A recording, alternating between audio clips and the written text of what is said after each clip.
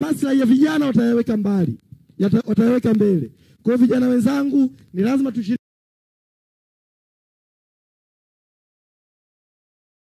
kwenye mapambano haya ya kuhakikisha tunahakikisha nchi yetu tuna ya uchaguzi. Sasa ndugu zangu watu Mtwara, leo nimekuja na sheria hapa. Hii sheria inaitwa Sheria ya Tume Huru ya Taifa ya Uchaguzi ya mwaka 2024. CCM ni waongo na hawana aibu. CCM ni waongo na hawana aibu. Na uongo wa CCM siku hizi kiranja wao ni mtu anaitwa Amos Makala. Wote CCM yote ni maongo. Kila wanakotembea wanasema kinachodaiwa na wapinzani kuhusu mabadiliko ya uchaguzi tumeshayafanya toka mwaka jana 2024.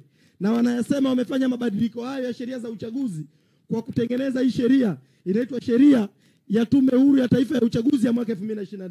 Hii sheria ni uongo, ni unafiki na ni takataka. Nitawaambieni kwa sababu gani. Tume ya uchaguzi imeanzishwa kwenye ibara ya 74 ya katiba yetu ya Jamhuri ya Muungano wa Tanzania. Inasema kuwa na tume ya taifa ya uchaguzi. Kutakuwa kuna tume ya uchaguzi ya Jamhuri ya Muungano wa Tanzania. Wao wametutengenezea sheria. Hiyo tume ya uchaguzi wameitoa wapi?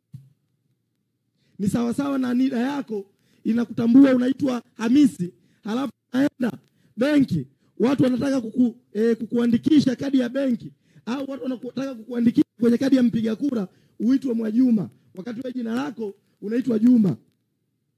Kwa hiyo hii sheria ni takataka, kwa sababu kwanza iko kinyume cha Jamhuri ya Tanzania. Jambo la pili kuhusu sheria hii. Sheria hii wanasema ni mpya na inatoa haki kwa Watanzania, lakini muundo wa tume ya uchaguzi bado rais ndiye anayechagua mwenyekiti wa tume, makamu mwenyekiti wa tume. Haya yote yalikuwepo kama ambavyo sheria zilizopita zilikuwepo. Kwenye sheria hii wanasema bado rais ndo anayesimamia mfumo mzima wa uchaguzi. Sasa kuna upya gani kwenye sheria ya namna hii?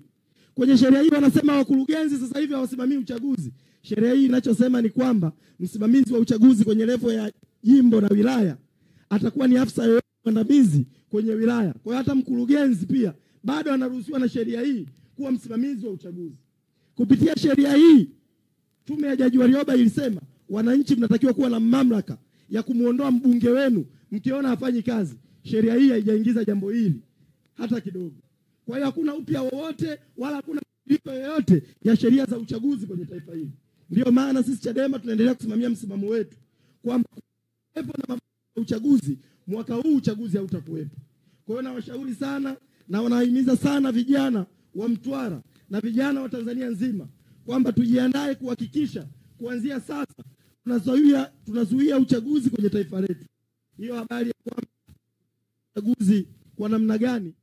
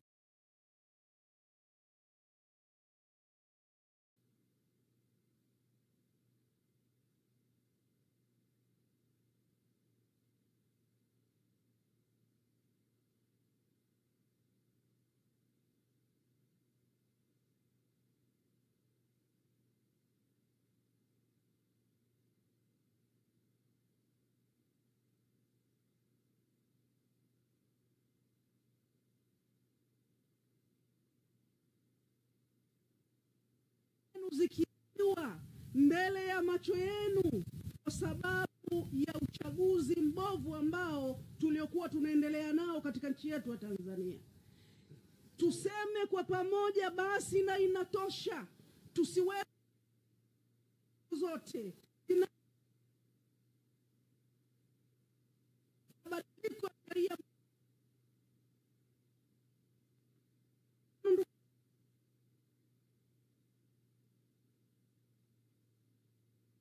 19 mwaka 2020, lakini mwaka 2025 bado sheria zile zile ndizo ambazo katuende katika uchaguzi. Niwaambie sana kina mama wenzangu, tuwe tayari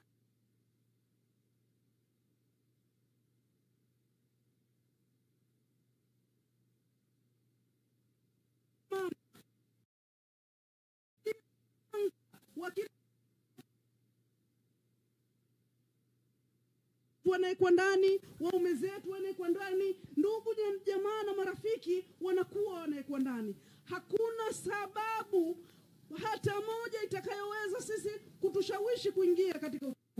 Kina mama wenzangu, ninaomba sana tusimame imara, twendeni barabarani tukadai upatikanaji mbalimbali wa sheria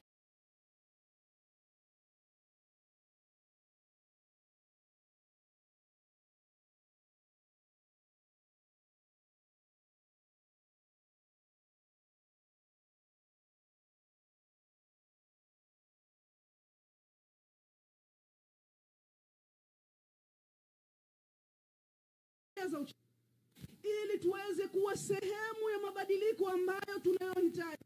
Mmekuwa mashuhuda ndugu zangu, tukiibiwa kura mbele ya macho yetu. Mmekuwa mashuhuda viongozi ambao mnaowachagua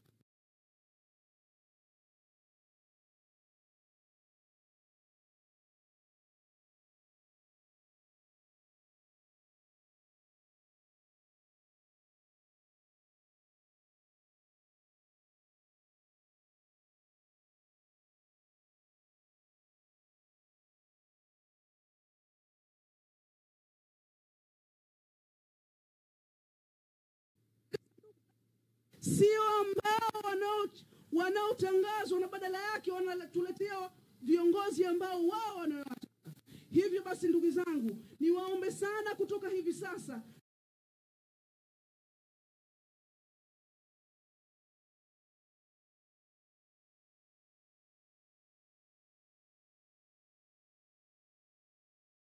tushirikiane kwa pamoja, tudai mabadiliko ya sheria mbalimbali za uchaguzi ili kusudi tuweze kuwapata viongozi ambao tutakaoamini kutuletea mabadiliko ya kweli katika nchi yetu.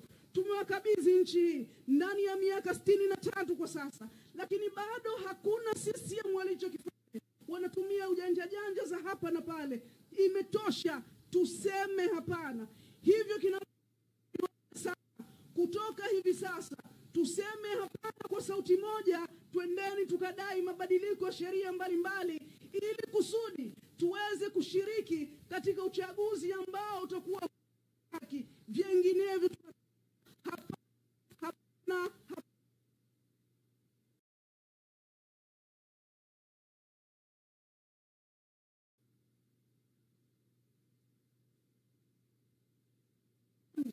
Hakuna reforms, hakuna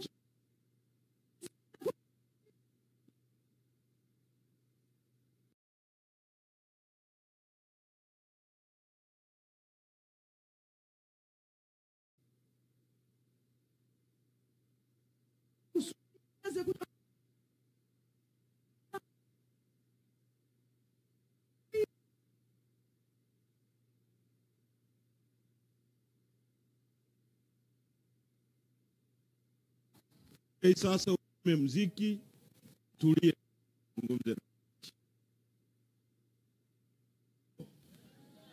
Watu wa Mtwara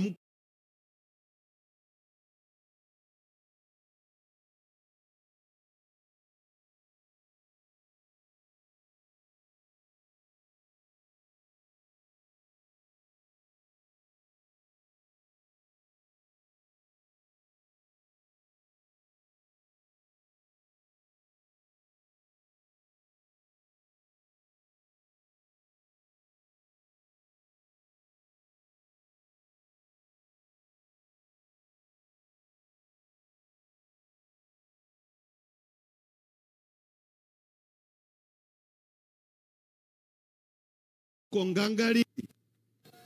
Mko vizuri? Kunja ngumi peoples. Ndugu zangu Mtwara,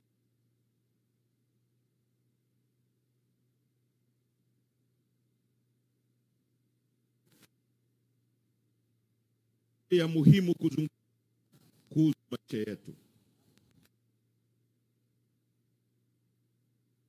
Pata uhuru. Na wakati ndio Mwalimu Nyerere alisema hivi, tunataka kuondoa weupe kwa sababu wa Tanzania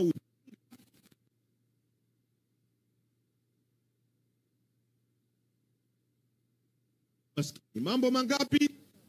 Matatu.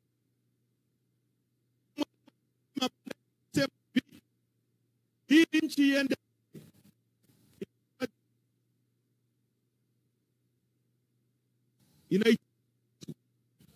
inahitaji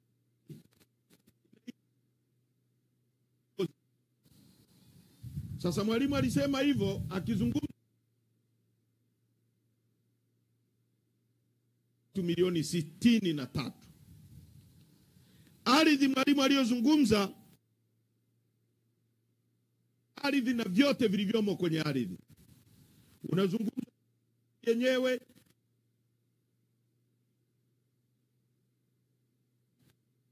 ukichukua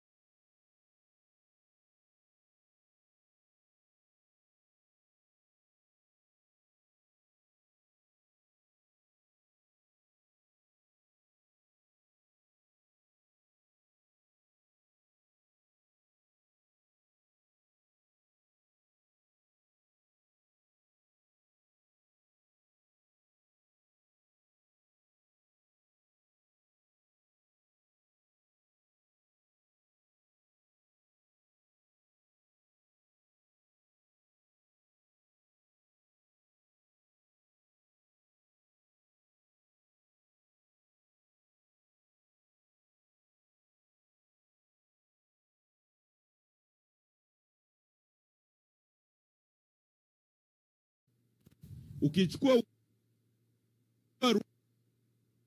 Burundi ukizitoa pamoja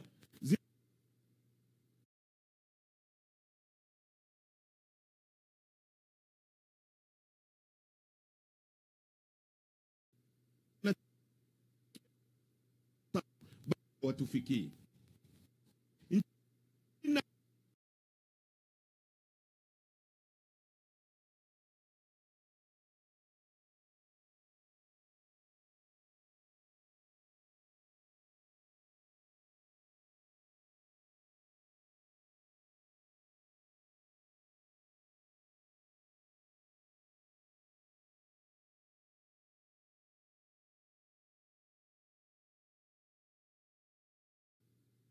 yangu kwe ardhi yote na majani. Ukizungumza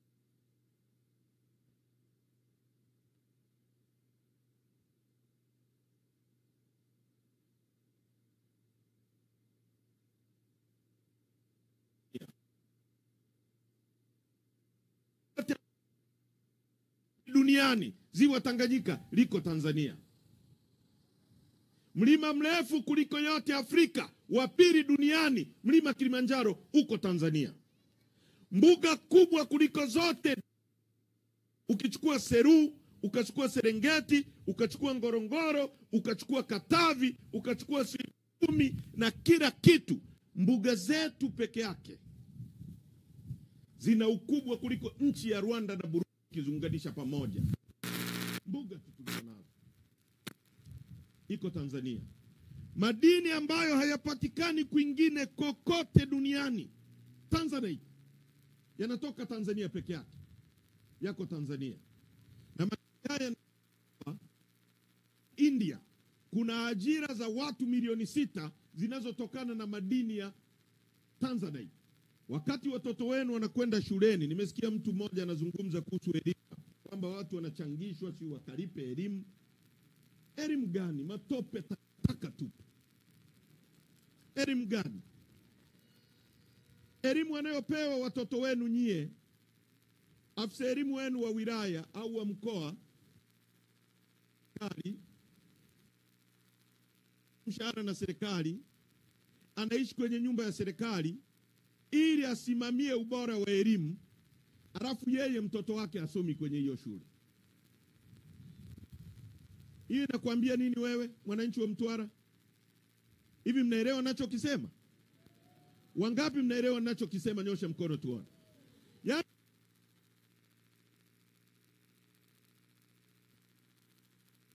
mtoto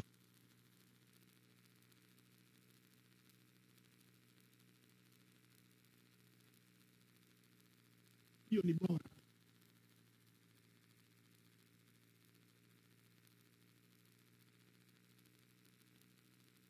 Fundishwa timba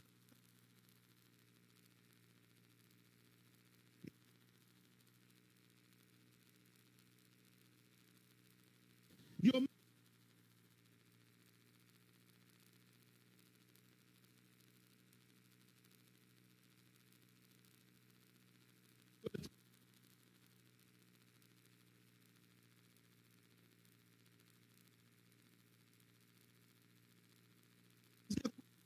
dhahabu. Ukienda Kahama ni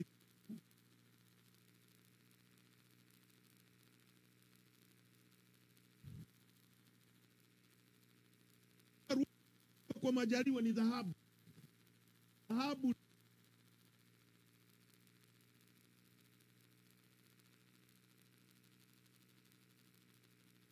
sasa gramu nikisema mnaweza msinielewe. Gramu ni hivi: ukichukua ule wembe ukiuvunja katikati, kale kamoja ndio gramu 55,000.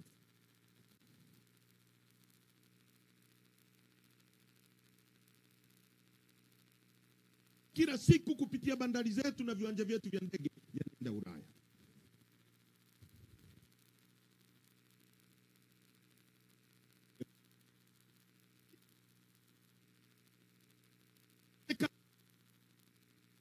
Ndio madini yanatoka Tanzania. Madini ya urani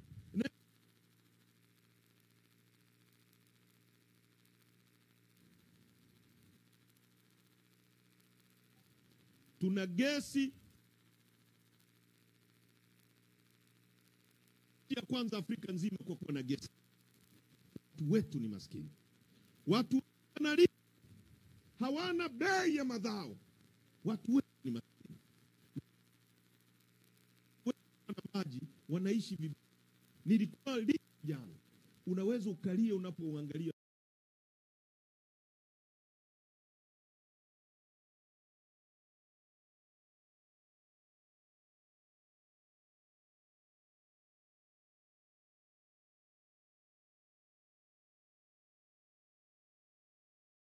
mji wa Lindi ambao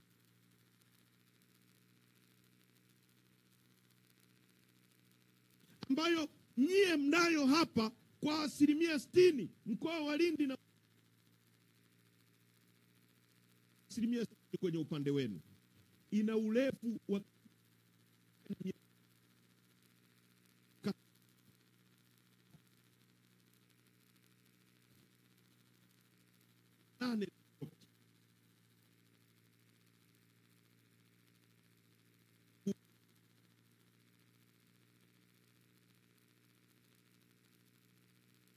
pale kwenye raundi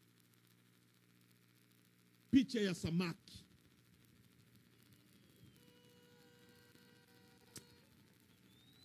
Mambo haya wala mimi sitaji, sio mambo ya mambo yanaudhi na ni mambo ya kipumbavu, ni mambo ngaa kwenye nchi hii, kwamba watu wameweka picha ya samaki na signify kwamba hili ni eneo la uvuvi. Nikamuita katibu wa mkoa na muuliza, hapa mna viwanda vingapi vya samaki?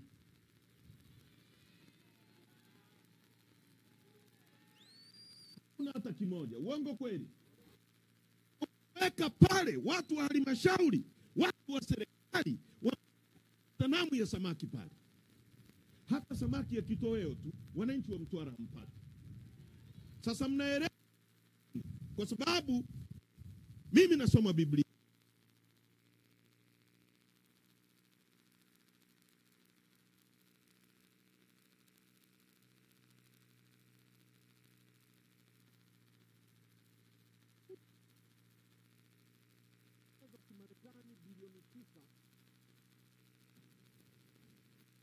Ya dola ni shilingi 2,700. Ukichukua bilioni 9.4 ukajumlisha ni karibia trilioni 30.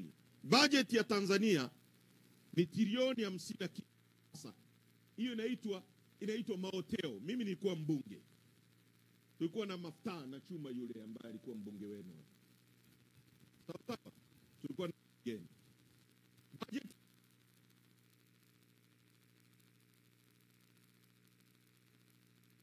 Norway, uvuvi peke yake, uvuvi trilioni 30. Siri jeti nchi yetu. Sasa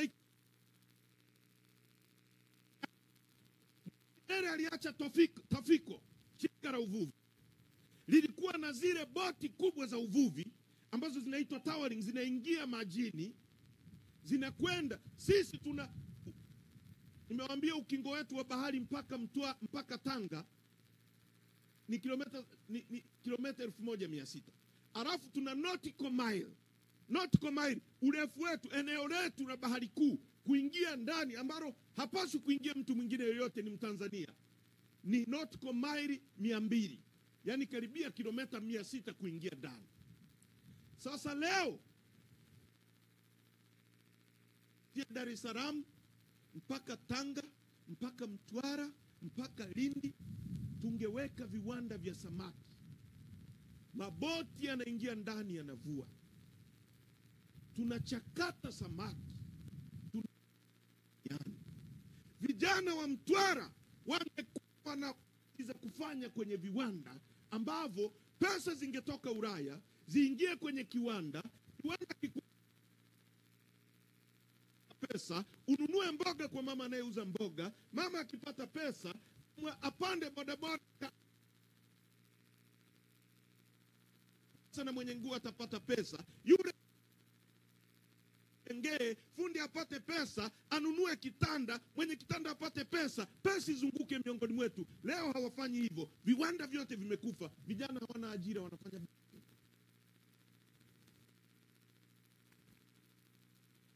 kwenye nchi ya asali na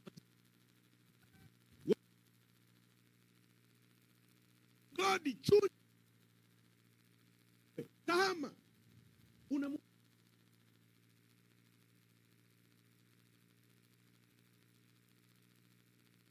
una bilioni 2, hauwezi ardhi ya kuchimbe, wanampa Mchina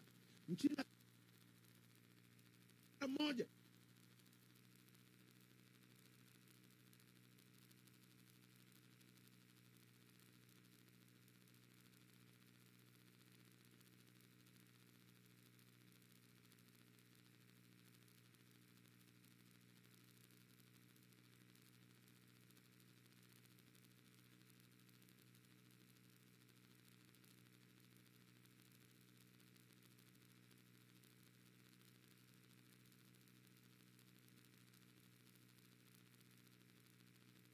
Mia moja, 200, 300, 1000 ndio bilioni 1.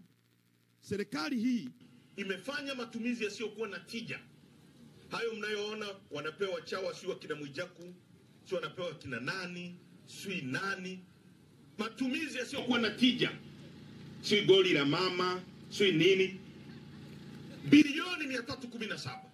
Pesa ya mlipa kodi maskini. Hii pesa ungechukua ukawapa vijana mitaji, ukawapa na migodi. Huyu kijana angepata pesa, angejenga nyumba, angemwajiri fundi wa Kitanzania. Huyu fundi angefanya matumizi ndani ya nchi, pesa ingezunguka, ingejenga uchumi hapa. Angenua mfuko Dangote, Dangote akipata biashara zaidi ataajiri vijana zaidi ili apanue uzalishaji zaidi. Pesa imetumika kijinga, vijana hawana ajira. Mkoa wa Mtwara una kilomita za mraba 16,710. Nchi ya Israeli ina ukubwa wa kilomita za mraba 21,000. Yaani Israeli inawazidi kwa kilomita za mraba 5,000 mkoa wa Mtwara. Yaani nyie ni wakubwa karibia na Israeli 70%. Mnalima korosho. Uongo kweli? Si mnalima korosho? Mwalimu aliacha viwanda hapa vya korosho. Uongo kweli? Sasa ile korosho leo inachukuliwa hapa ikiwa gafi, inasafirishwa kwenda kubanguliwa India. Sasa wakati mwingine watu hamuelewi maana yake. Implication kiuchumi. Iko hivi. Wote si mnafahamu mto? Mto, kwa nini mto huwa haujai maji? Kwa nini mto mvua tu zikinyesha unaweza kujaa baadaye maji yakapungua? Kwa sababu yale maji ya mto yanafanya nini? Yanatembea, yanapita, si ndio? Lakini maji yanayoenda baharini, kwa nini siku zote yapo na yanajaa au yanayoenda ziwani? Kwa sababu ziwa na bahari vina uwezo wa kushikilia maji muda mrefu. Hiyo ndio principle ya uchumi. Huo ni uchumi. Unapokuwa na nchi ambayo wewe huwezi kuzalisha, unategemea kununua kila kitu kutoka nje, huwezi kujenga uchumi wako. Iko hivi, miaka ya 70 Mwalimu alikuwa amejenga viwanda vya matairi ya magari. Kwa mfano, General Tires. Babangu pia alikuwa na gari. Alikuwa ananunua tairi za General Tires. Miaka ya 70, 80, mimi nimekuwa, baba ananunua betri za Yuasa za Tanzania. Ananunua betri, hata betri za simu zilikuwepo, zinaitwa zile za tochi, zinaitwa National. Za kijani. Wale wamekuwa zamani kama mimi wanajua. Sio zamani sana, lakini zamani ya hivi karibuni, Sio? Maana yake ni nini, watu wa Mtwara? Leo kwa mfano, nchi hii kila kijiji kuna bodaboda. Uongo kweli? Kwa maelfu. Kila kijiji kuna bajaji kwa mamia na magari. Lakini bodaboda ikimuishia kijana wananyamba tairi, anaenda kununua dukani. Huyu mwenye duka anaagiza hiyo tairi kutoka China. Kwa hiyo wewe una watu wako ambao unajua soko lipo, lakini huwezi kutengeneza tairi ndani ya nchi yako. Ili hicho kiwanda unachotengeneza kiajiri vijana wako wengine, kuliko unachukua hizo fedha unazipeleka China kuagiza matairi. Sasa sijui kama mnaelewa, labda nazungumza mambo magumu sana. Hivi mnaelewa vizuri? Kama serikali hii ingekuwa na uwezo wa kutengeneza viwanda, hata uhitaji kutengeneza, unaita watu wa foreign direct investment, wanawekeza hapa kiwanda cha tairi. Unamwambia sisi hatuhitaji. Na ndio nchi zote zinavyofanya ili uchumi wako ucontain ndani. Kama unataka kuja hapa, sisi tuna nini? Tuna bodaboda labda milioni 20. Kwa hiyo tayari wewe una soko la watu milioni 20. Jenga kiwanda hapa. Maana yake ni nini? Maana yake ni kwamba hii fedha itatoka kwa huyu, itatoka kwa bodaboda, itarudi kwenye kiwanda hiki. Hiki kiwanda kitailipa serikali kitu kinaitwa corporate tax. Serikali itapata wigo mkubwa, itaongezea hata askari fedha au itaajiri walimu zaidi. Lakini vile vile hiki kiwanda kitamwajiri kijana wako. Lakini unapochukua pesa unazisafirisha kwenda nje kuagiza tairi za bodaboda, huwezi kutengeneza hata tairi za bodaboda. Hata njiti za kutolea nyama kwenye meno ni made in China. Mnachukua fedha zenu hapa mnapeleka China kuagiza njiti za kutolea nyama kwenye meno. Tukisema tuna viongozi wa hovyo, wanasema tunawatukana. Ni wahovyo, sio wahovyo?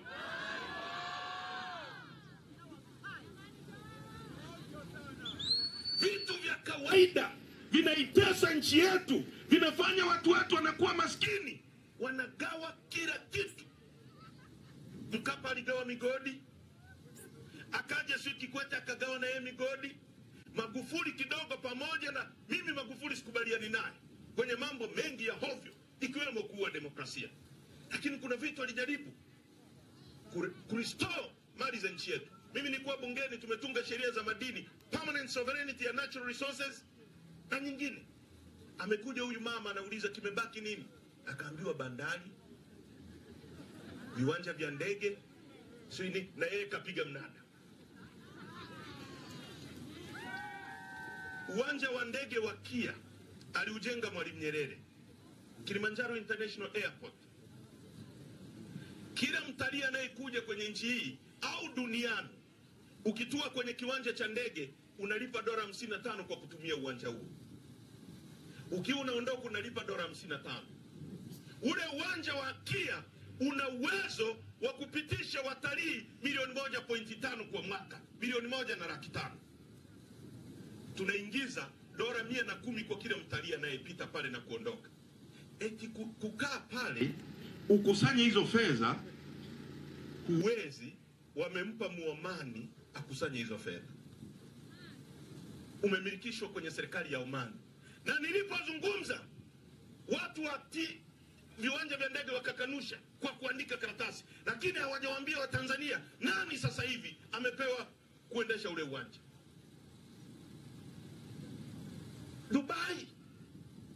Dubai ina watu milioni 3, ndugu zangu. Dubai ni jangwa. Mwaka 61 Dubai ilikuwa na watu 70,000. Nye watu wa Mtwara mjini mko watu 200,000. Mlikuwa nye ni wengi kuliko mwaka 60 Dubai walivyokuwa. Leo wana watu milioni 3. Wamevumbua pipa lao la kwanza la mafuta mwaka 69. Mwaka 61 sisi tuna chuo kikuu. Mwaka 62 Dubai watu wanatembea kwenye jangwa, wanaokota dates, tende. Wanaishi kama nomadic, wanaokota tende. Wamevumbua pipa la kwanza la mafuta 69. Sisi tuna nchi imesimama tayari. Leo watu milioni 3, sisi milioni 63. Hatuwezi kuendesha bandari, tunawapa Dubai. Watoto wenu wanafanya betting, wakati ajira zenu zinatolewa hapa zinapelekwa kwa Waarabu na Wachina na Wazungu. Tumerogwa sisi, tumerogwa. Tunahitaji kubadilisha nchi hii. Hatuwezi. Na mimi nimewauliza kama kuna mtu mmoja jasiri asimame hapa anayeweza kusema kwenye uongozi wa hovyo namna hii wa miaka 63 ana imani kwamba watu wao wanaweza kubadilisha nchi hata tukiwapa miaka 10,000. Asimame hapa. Asimame hapa mtu mmoja. Hata tukiwapa miaka 1000 wataendelea kuturudisha nyuma. Tunapita kwenye barabara za Mtwara utafikiri tunaenda kwenye mahandaki ya vita.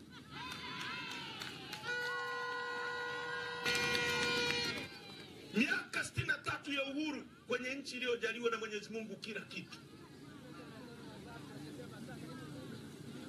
Ndugu zangu, watu wa Mtwara, tuna sababu ya kubadilisha hali hii. Hatuwezi kuendelea kama nyie hamjihurumii. Hurumieni watoto wenu. Tatizo tulilonalo kwenye nchi hii ni ukosefu wa siasa safi na uongozi bora. Unawezaje kuwa na sehemu inazalisha korosho nyingi namna hii, ushindwe kuweka kiwanda cha kubangua korosho ili hata yale mabaki yanayobaki, yale mabibo yanatumika kutengeneza spiriti duniani, uzalishe hapa? Maana yake ni nini? Maana yake wewe unapolima korosho utapata bei nzuri kwa sababu kiwanda kiko pale, lakini vile vile wewe utasababisha mtu wa pili apate ajira hapa kwa sababu kiwanda kiko hapa. Leo unapochukua korosho ghafi unaipeleka nje, una transport ajira za watu wako unazipeleka nje kwa ajili watu wengine.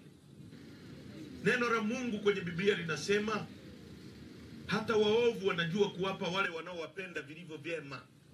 Nani mtoto wake akimwomba samaki atampa nyoka, au akimwomba mkate atampa jiwe? Leo hao wanaojiita serikali yetu tunawaomba mkate wanatupa jiwe kwa sababu ajira zetu wanapeleka kwa wageni. Tunaomba mkate wanatupa jiwe na samaki wanatupa nyoka. Alafu wanakuvalisha CCM hapa wanakuja kukuambia CCM juu. Juu wanatafuta nini huko? Chini hapa ndio kuna matatizo ya wananchi hapa, wao hawaelewi kama kuna matatizo hapa chini.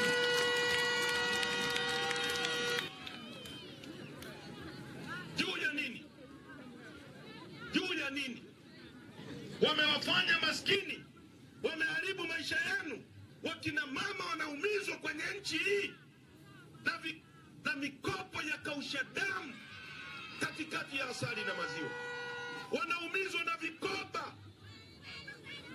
Unasomesha mtoto kwa kuuza ng'ombe, anarudi kuja nyumbani, unaanza kuhurumia ng'ombe uliyelipa kwa sababu mtoto wako hana ajira. Maisha ni magumu. Watu hawana uhakika wa kura katikati ya mali nyingi namna hii. Watu wachache wanaishi kama wako mbinguni. Juzi tu Rais Samia alikuwa hawezi, hajaingia madarakani, hatukuwahi kusikia Samia amejenga darasa, si Samia amejenga barabara, leo kuingia madarakani tu Samia amejenga darasa, Samia amejenga shule. Hizo fedha katoa wapi? Mbona hakuwa nazo kabla hajaingia madarakani? Fedha za wananchi zimegeuka, zimekuwa mali ya mtu. Yeye mnalipa kodi, baadaye zinakuwa za Samia. Tuna wabunge mizigo bungeni, kazi zao kupiga makofi bungeni. Mbunge ni taxpayer representative, mwakilishi wa umma, mwakilishi wa wananchi. Mbunge anapaswa kusimama kusema kuhusu korosho yako, kusema kuhusu kiwanda. Niliambiwa hapa eti korosho ilikuwa inauzwa shilingi 4,000. Imefika shilingi 4,000. Ndivyo walivyotangaza, si ndio? Si uongo huo? Si uongo huo? Nani wa kuwasemea sasa? Nani aseme? Mbunge hapa mjini anaitwa nani? Nani? Sababu simjui, mimi najua wabunge wenye akili.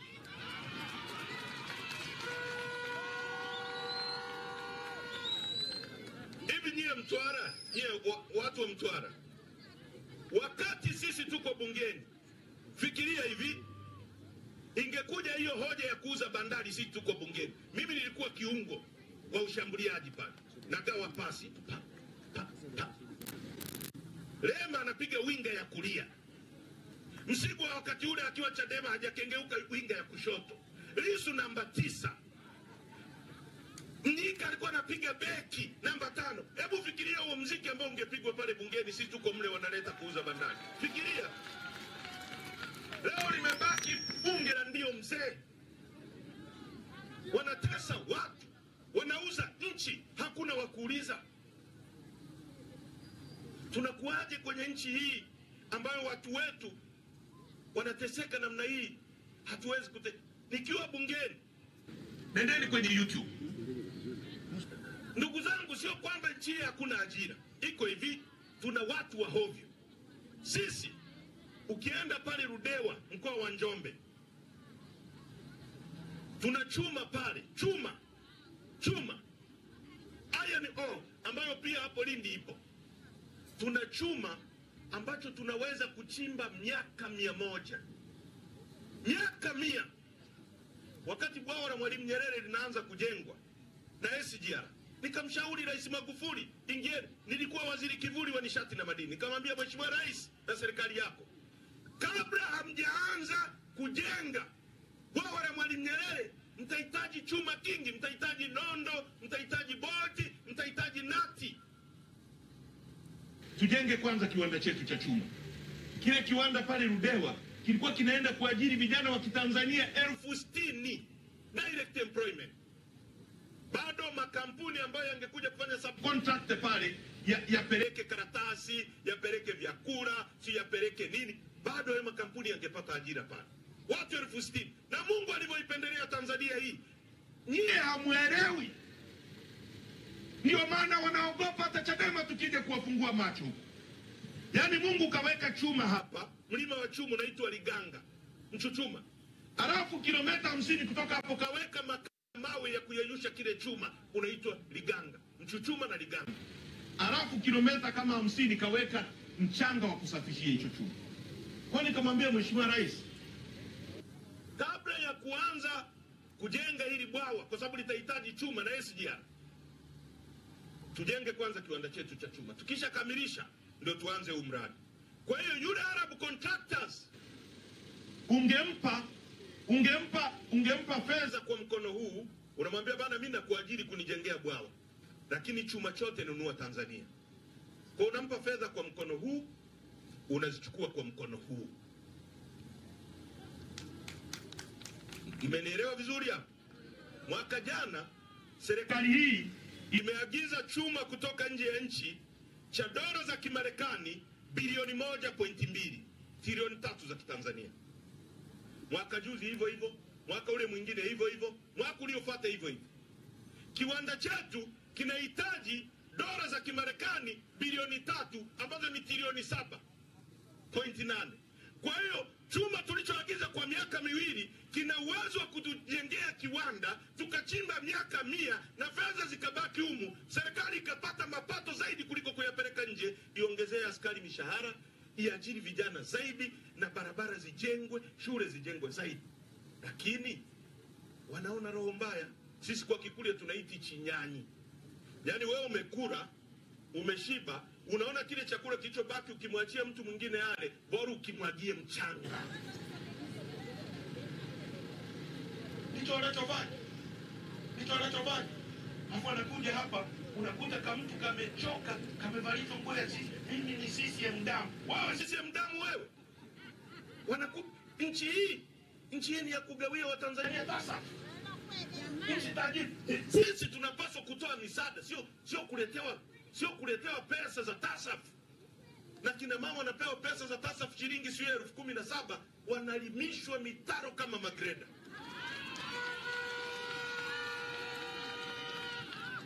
Wazee wanachimbishwa mitaro, wanabeba mawe katikati ya utajiri.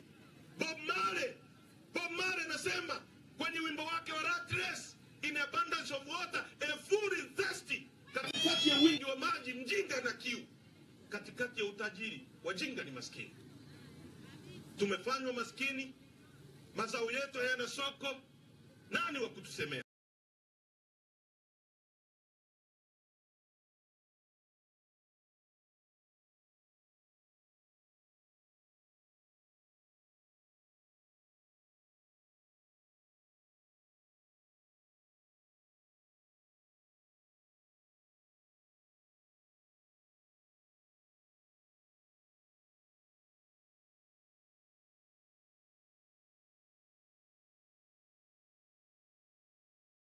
Nani wa kuita viwanda? Nani wa kugeuza opportunity tulizonazo ziweze kuwa ajira? Hebu fikiria hivi. Mimi naijua Mtwara, nilikuja hapo nikiwa mwenyekiti wa vijana mwaka 2011 kabla ya kiwanda cha Dangote. Pale kiwanda kilipowekwa hapakuwa hata na nyumba moja. Nasema uongo au ukweli? Sasa hebu fikiria, kwa kiwanda kile tu watu wangapi wamepata maisha pale? Tukiking'oa kile kiwanda pale, Mtwara itakuwa hivi ilivyo. Ndicho ninachozungumza kwamba leo hapa kiwanda cha Oram kilikuwa hapa kinabangua korosho. Nasema uongo?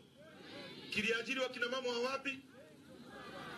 Baada ya kuondoka, ajira hizo zipo hazipo? Sasa hapo sijui kama mnaelewa ninachokizungumza, kwamba opportunity za kutengeneza ajira zinaweza kuwepo kama tuna viongozi wenye utimamu kwenye kichwa, sio majizi wanaolindwa na polisi na usalama wa taifa.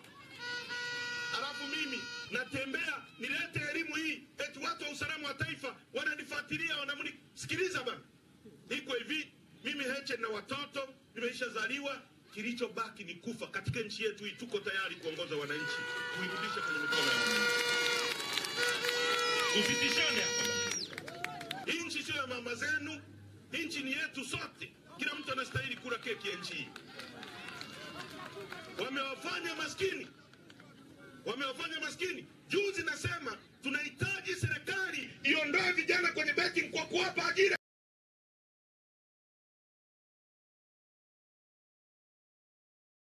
Makala anasimama anasema Heche anasema vijana watoke. Vijana wanabeti kwa sababu hawana solution. Kama kijana angekuwa kiwandani angepata muda wapi wa kubeti?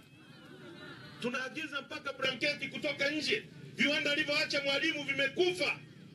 Leo nchi hii Wasukuma wanalima pamba pale Mwanza, Simiyu, Geita. Tunaagiza pamba za kutumia kwenye mahospitali za bilioni 50. Tunahitaji kujenga kiwanda cha bilioni 100 ili kiajiri watu wetu, lakini wanaagiza pamba kutoka nje. Tunapeleka malighafi, tunarudishiwa finished good. Hatuwezi kutengeneza gozi ya kufuta kidonda na kufunga kidonda cha mtu.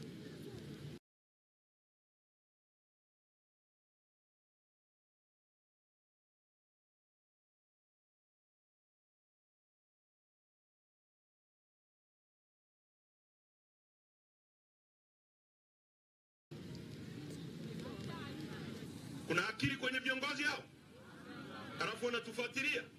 Usalama wa taifa, fanyeni kazi ya kulinda rasilimali za nchi hii. Achaneni na Chadema, huu mziki hamuwezi. Tumeamua, tuko barabarani, tunataka mabadiliko, tunataka mabadiliko.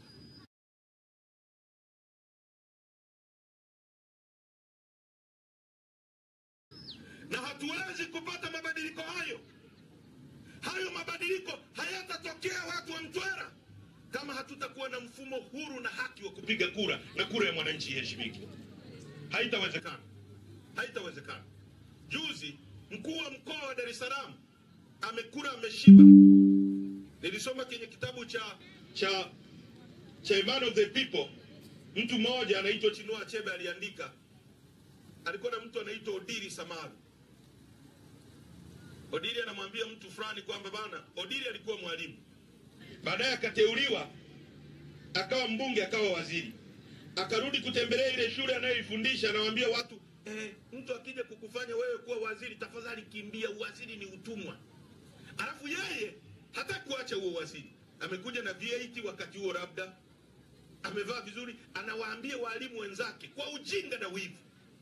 Analipwa mshahara wa serikali, ameshiba. Kama yule mkuu wa mkoa wa Dar es Salaam amekuwa kama mke wa mfalme Louis wa 16. Watu wanaandamana, wananjaa kule Ufaransa. Wanadai mkate, mke wa mfalme anashibe. Anauliza, wanaandamana kwa nini? Eti kwa sababu ya mkate. Akwambia, si wale hata keki. Sasa mtu aliyeshindwa mkate ataweza keki kweli, ndugu zangu? Shibe. Mama mmoja anampigia mkuu wa mkoa simu, mlisikia? Amesema mwenyewe. Anamwambia, mimi nimeenda hospitali kujifungua, wananiambia hakuna mkasi, hamna pamba. Anamwambia, rudi nyumbani, mume wako akakufanyia operation. Na mpaka leo Rais Samia hajamuondoa. Kwa nini? Kwa sababu kura yako haimweki Samia madarakani. Kura ya mwananchi ingekuwa na uwezo wa kumweka na kumuondoa Samia madarakani, asingekubali yule mtu amharibie, kwa sababu anajua kesho yake wananchi wangempiga chini kwenye uchaguzi. Hata hilo amuelewe.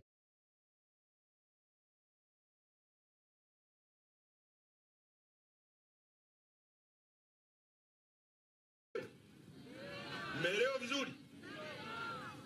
Iko hivi, ibara ya 8 ya nchi yetu inasema msingi wa mamlaka na madaraka yote katika nchi ni wananchi. Ukiona mtendaji mamlaka yake ni ya kwako, wewe ndio umekasimu.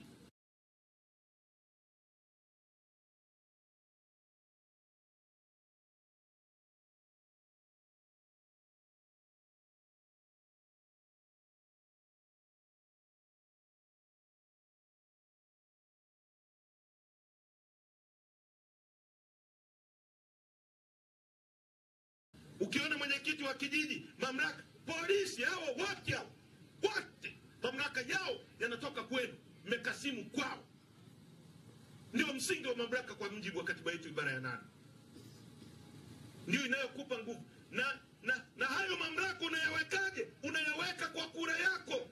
Sasa leo kura haina maana. Polisi wanaiba, wanabeba na vikoba, na wananjaa wamepigika, hali ni mbaya. Nilikuwa bungeni mimi, mshahara milioni 12 kwa mwezi. 12. Na nikikaa asubuhi mpaka jioni 420. Muulize yule afande wangu. Na ukiwaona hawa, hata uniform siku hizi ni kama wanajishonea wenyewe. Ndio maana unakuta nyingine kijani kibichi hivi, nyingine sui kaki, kwa sababu CCM wanawatesa. Unanielewa vizuri? Na Sasa sisi tukiingia madarakani, sio kwamba tutatafuta askari nchi nyingine, ni hawa ndugu zetu, lakini sisi tutawabadilishia, tutawapa mshahara mkubwa, tutawajengea nyumba, tutafanya nao waishi vizuri, kwa sababu ni watu wa muhimu kwenye jamii. Uongo kweli? It's a noble job. This is a noble job. Tulipokuwa tunakuwa, ukiulizwa unataka uwe nani, mwalimu au askari? Uongo kweli? Leo wamedharaulishwa, hakuna mtoto anatamani kuwa askari, hakuna mtoto anatamani kuwa mwalimu, kwa sababu wanateswa na wao. Wamehusika leo.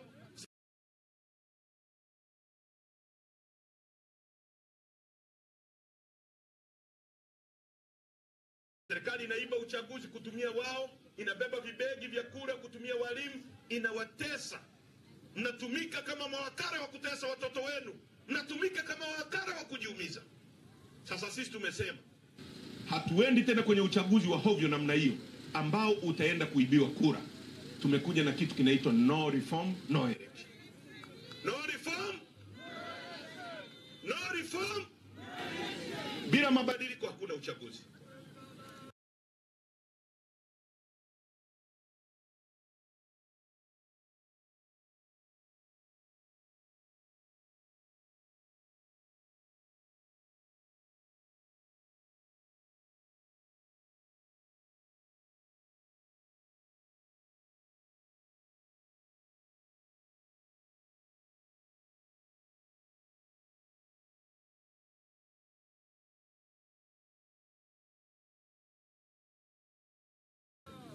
Jambo la kwanza amesema Dr. Slaa, tunatembeza fomu ambazo tunahitaji saini za watu milioni 15, na hata askari saini, mwalimu saini. Kila anayechukia wizi wa kura katika nchi, weka signature yako na uandike mwenyewe na kalamu yako na namba yako ya simu na signature.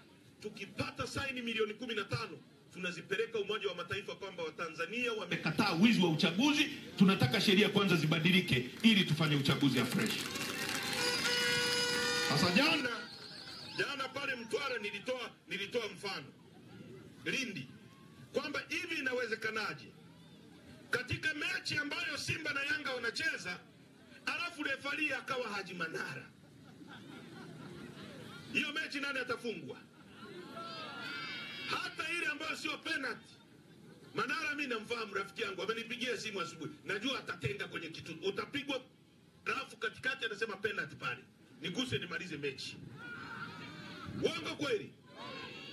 Hatutaki mchezo wa namna hiyo ambao rais anateua mwenyekiti wa tume, alafu anatuambia eti ni tume huru ya uchaguzi. Tume huru my foot? Tume huru gani? Wakati ikiitwa tume ya uchaguzi, mwenyekiti wa tume alikuwa anaitwa Jaji Mwambegere. Leo inaitwa tume huru ya uchaguzi, mwenyekiti wa tume yule Jaji Mwambegere. Yaani ukichukua soda Fanta ukaiweka kwenye chupa ya Coca, eti hapo imebadilika imekuwa Coca sasa. Wa ujinga huko nchi gani? Hivi wanatuonaje hawa?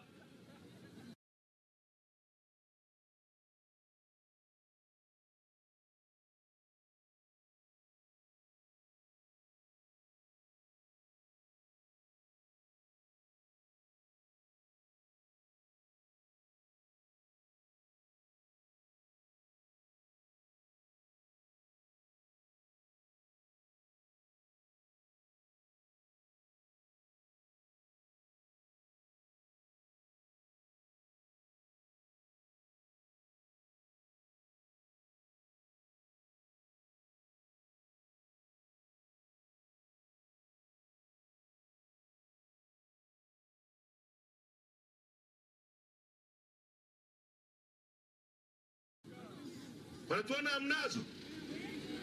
Mwalimu Nyerere alisema mtu mwenye akili akikwambia jambo la kipumbavu, ukikubaliana naye atakudharau. Yaani wewe unaona hiyo ni gari, mimi na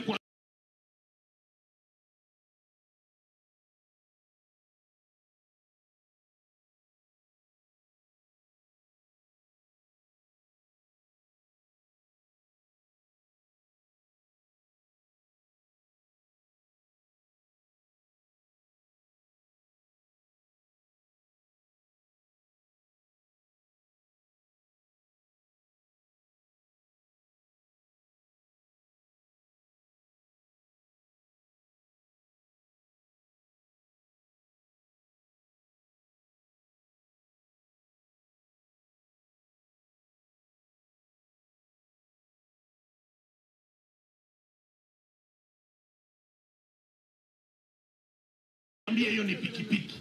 Wakati wewe una akili timamu unaona ni gari. Ukikubaliana na mimi na kudharau. Na wazungu wanasema insanity is keep doing the same thing in the same way and you expect a different result. Wenda wazimu ni kufanya jambo